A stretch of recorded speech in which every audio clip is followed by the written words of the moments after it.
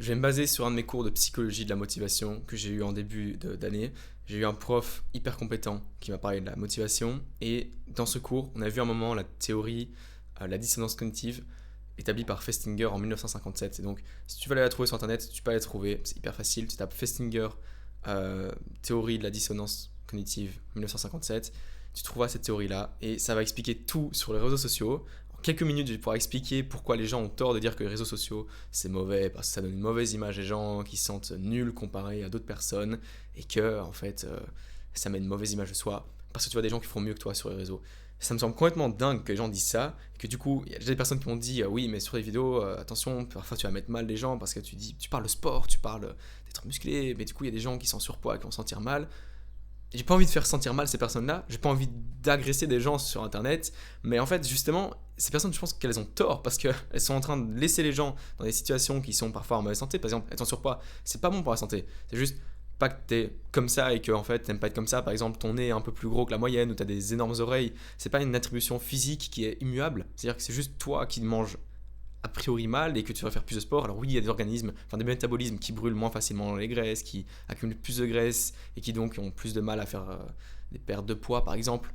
Ça s'explique, ok, mais si tu fais les choses correctement dans ta vie, tu arriveras à l'objectif que tu te mets. Et donc, pour revenir aux réseaux sociaux, qui sont le titre de cette vidéo, c'est le point principal de cette vidéo, quand tu es sur les réseaux sociaux et que tu vois des gens qui font mieux que toi, c'est bien. C'est bien que ça te rappelle qu'il y a des gens qui font mieux que toi et que tu es en dessous de toutes ces personnes-là qui font des choses, qui sont en train de voyager, qui sont en train d'apprendre des langues, qui sont en train de faire un business, qui sont en train de faire des études. Ça te rappelle qu'en fait, il y a des gens qui font des choses de ta vie et si tu es juste entouré de tes potes, par exemple, qui sont un peu, je vais pas dire médiocres, c'est méchant, mais je vais le dire comme ça en fait, je suis désolé, mais si t'as des potes qui font pas grand chose de leur vie, qui jouent à la PlayStation tous les jours et qui se disent bah c'est pas grave, je saute une petite formation et à côté, tant que mes parents me payent le loyer et puis que j'ai de la nourriture, je joue à la PlayStation 5, je tryhard un peu Fortnite, nouvelle saison, c'est cool. C'est des potes comme ça et que t'as pas Instagram pour te rappeler qu'en fait il y a des gens qui sont en train de voyager, qui apprennent des langues, qui font un business et qui font des trucs hyper stylés, globalement tu restes dans ton microcosme et tu t'ouvres pas l'esprit. Et donc avant Instagram, pour revenir sur la théorie entre Instagram ou que ce soit TikTok ou n'importe quel réseau, même si je déconseille les contenus courts comme les petits reels, les petites vidéos courtes, c'est absolument éclaté pour ton cerveau, ça brûle toutes tes capacités, ça fatigue le cerveau, c'est pas bon, mais les réseaux sociaux qui te montrent des gens qui sont meilleurs que toi, c'est bon. Parce que je vais prendre la théorie de Festinger qui explique pourquoi ça serait mauvais. En fait, si les gens pensent que c'est mauvais les réseaux sociaux, c'est parce que ils voient la vidéo, tu vois la vidéo, par exemple toi qui es en surpoids, prenons un exemple, imagine que toi et moi on est en surpoids, on va sur Instagram, on ouvre Insta et on voit des gens hyper musclés avec full abdos, ils ont un pack de 8 abdos, les veines sur les bras, etc. On voit les mecs un peu chauds, on se dit waouh, j'aimerais tellement être comme ça, je me sens mal, et puis je suis déprimé, je sais pas trop ce que je vais faire. Mais en fait c'est bien. C'est bien de voir ces gens qui sont musclés parce que ce qui se passe c'est que tu te retrouves dans le schéma de la théorie de Festinger, c'est que tu as une croyance qui est que tu es trop gros, que tu peux rien y faire. Et ensuite, tu as une action qui est qu'en fait, tu continues de manger pas très correctement et que tu manges des choses qui sont malsaines pour ton corps et tu fais pas de sport. Et ensuite, tu arrives à du coup une dissonance cognitive. Quand tu vois ces gens-là qui font du sport et qui sont musclés, tu as une dissonance cognitive parce que tu te dis oui, mais si eux y arrivent en fait et qu'ils sont humains comme moi, a priori ils pourraient arriver. Si tous les êtres humains étaient en surpoids, personne ne se posera la question est-ce que c'est possible d'être musclé ou pas. Si personne n'était musclé, tout le monde s'en foutrait d'être musclé.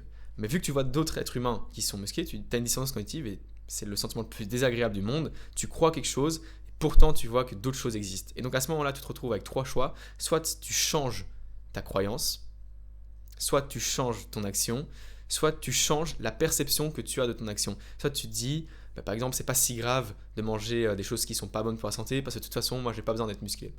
Alors qu'en fait, profondément, tu te dis, bah, en vrai, je me sens juste un peu mal quand je me réveille le matin, j'ai pas beaucoup d'énergie. Je sais que si je faisais du sport, comme quand j'étais plus jeune, par exemple, ou quand j'étais enfant, je me sentirais un peu mieux.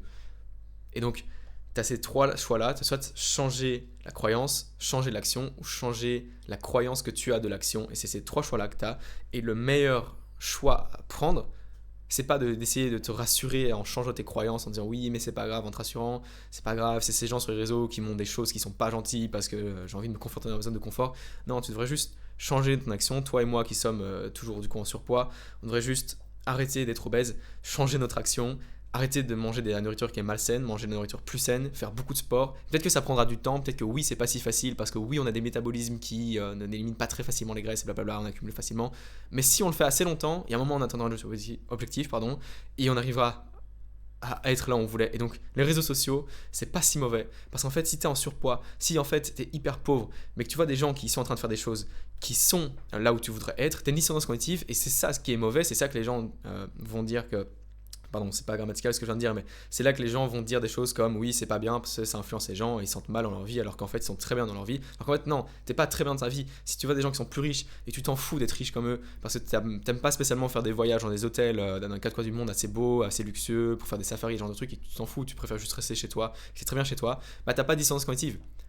Si t'as un sentiment de mal-être quand tu vois des gens qui font ça, c'est parce que toi, tu as envie de le faire. Toi-même, tu as envie d'être musclé. Parce que si tu étais en surpoids et que tu t'en fous de voir des gens musclés, tu te dis, bah tant mieux pour eux, moi je suis très très bien dans ma vie, et que tu te sens complètement aligné avec ça, tu n'aurais pas ce sentiment de dissonance cognitive, et ces gens-là n'auraient pas ce sentiment de dissonance cognitive. Et donc, les gens qui sont sur les réseaux, qui motivent ou qui sont en train de montrer des possessions, qu'elles soient tout capital humain, donc possessions physiques, matérielles et autres, mais en fait, ils sont pas néfastes parce que ceux qui sont bien dans leur vie restent bien dans leur vie et ils s'en foutent de voir ça. C'est même pas dans leur c'est même pas dans leur feed tellement ils le regardent pas tellement. Et ceux qui se sentent mal, ben, c'est un appel pour eux, cette dissonance cognitive, ça leur rappelle qu'ils sont pas en train de faire ce qu'il faut pour arriver là où ils veulent. Parce qu'ils sont dans une action qui est pas bonne et donc ils savent qu'ils veulent être là, mais ils sont là parce qu'ils font ce truc là. Et donc si ils veulent arriver là, bah, il faut faut briser cette dissonance cognitive en faisant l'action qui est bonne et qui se retrouve là avec la bonne action plutôt qu'être sur le spectre ici qui est le mauvais spectre. Donc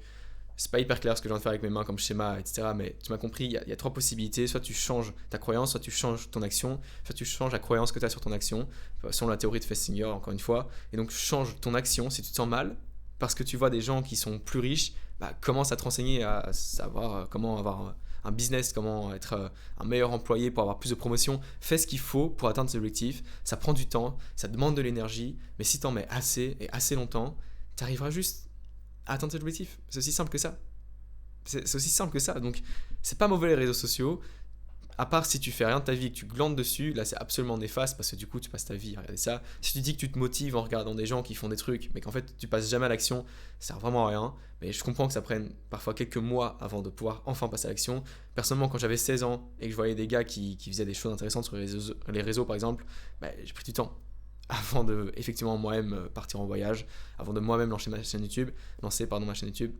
J'ai pris beaucoup de temps parce que c'était loin de moi et j'ai l'impression qu'il y avait un tellement gros step entre le mois qui faisait toutes ces choses-là et le mois où j'étais à 16 ans. Et donc j'ai dû regarder des vidéos pour me motiver jusqu'à un moment où j'ai pu faire ces choses-là. Et donc c'est pour ça que je fais cette chaîne YouTube. Je sais que cette chaîne YouTube, c'est pas juste la branlette intellectuelle. Je sais qu'il en a juste besoin. Et même moi, je regarde des vidéos comme je l'ai fait là maintenant. De temps en temps, j'ai besoin d'un rappel. J'ai besoin de recomprendre certaines choses qui étaient basiques. Donc les réseaux sociaux, la prochaine fois qu'on te dit que les réseaux sociaux c'est pas bon parce que ça te fait sentir mal dans ta vie, tu pourras comprendre ce truc avec la théorie de Festinger, de la dissonance cognitive, tu pourras avoir une réponse un peu plus scientifique que juste dire oui, non, c'est bien, et puis rien d'autre. Tu comprends un peu mieux le monde.